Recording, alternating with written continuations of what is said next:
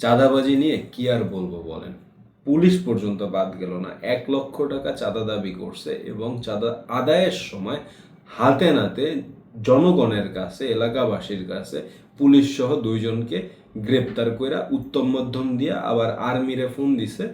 আর কিছু অন্য পুলিশ সদস্যরা থানায় ফোন দিছে, তারপর আইসা তাদেরকে উদ্ধার করে, মানে সোপর্দ করে। যাই হোক, ঘটনা হয়েছে পঞ্চগড়ে। আপনার এলাকার ছেলেপেলে থাকে না, রাস্তার পাশে গেম খেলে বৈশা, ঠিক আছে? তো 3-4জন ছেলেপেলে হলে গিয়ে আপনার রাস্তার পাশে বসে গেম খেলতেছিল। এই সময় পুলিশ কনস্টেবল, কিন্তু তিনি ঘটনাস্থলে পরিচয় দিছে কি জানেন? সে হলে গিয়ে এসআই, আর তার সঙ্গে একজন রাজমিস্ত্রি ছিল, তাকে পরিচয় দিয়েছিল গিয়ে সে ডিবি সোর্স। তো যারা গেম খেলতেছিল, ছেলেপেলে গেম খেলে সন্ধ্যার পরে, আজকালকে সব পোলাবেন রাস্তার পাশে বসে গেমস খেলা। তো বন্ধু বান্ধব আড্ডা দিতেছিল, গেমস খেলতেছিল। তো ওরা রাস্তার পাশ থেকে পুলিশ সদস্যরা যাইতেছিল হুন্ডা নিয়ে। তো থামায়া ওদেরকে ধরছে ছেলেপেলেগুলারে। ধরে বলতেছে, তোরা যে গেম খেলতেছস, তোদের জুয়া দিয়া ফাঁসায় কেস দিয়া থানায় চালান দিয়া দিব, বাসায় ফোন দিয়ে 1 লক্ষ টাকা দিতে হবে। তো ওরা নারাজ, পোলা পাইনি 1 লক্ষ টাকা মোয়ার বাড়ির আবদার যে পাইবো কোথার থেকে, ঠিক আছে? ওই কনস্টেবলের মাথায় বুদ্ধি যে আসলে কম, যে পোলাপাইনের কাছে 5,000 চাইতো, 10,000 চাইতো, বোঝা যেত 1 লক্ষ টাকা দাবি করে পয়সা আছে, বুঝছেন?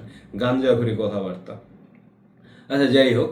তো আপনার চাঁদা চায়, এরপরে পোলাপাইন ডিনাই করে যে না, আমার কাছে টাকা নাই দেওয়ার, বাসায় ফোন দিছে, এরাও ডিনাই করছে।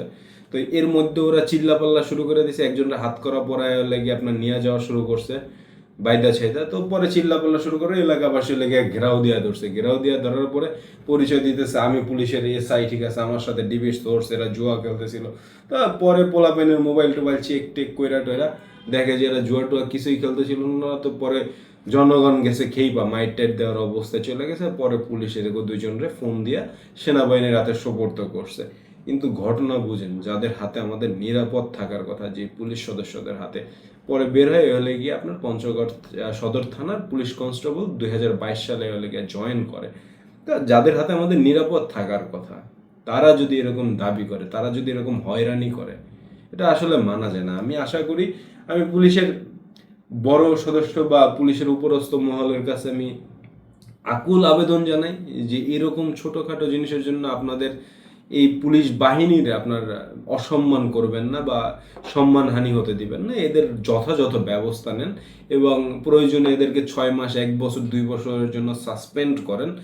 বা তাতেও যদি তাদের না হয়, এটা যদি দ্বিতীয়বার, তৃতীয়বার, চতুর্থবার হয়, সেক্ষেত্রে হলে গিয়া তাকে পার্মানেন্টলি বহিষ্কার করেন। কারণ 2-1জন মানুষের জন্য পুলিশের রেপুটেশন এরকম খারাপ করতে পারেন না আপনারা। কারণ পুলিশের হওয়া উচিত জনগণের বন্ধু, জনগণের ভয় না, ভীতি না, অযথা হয়রানি না, তাই না? যাই হোক, ভিডিওটা ভালো লাগলে লাইক, শেয়ার এন্ড সাবস্ক্রাইব করবেন। পরবর্তী ভিডিও দেখার জন্য আপনাদের আমন্ত্রণ রইল। আল্লাহ হাফেজ।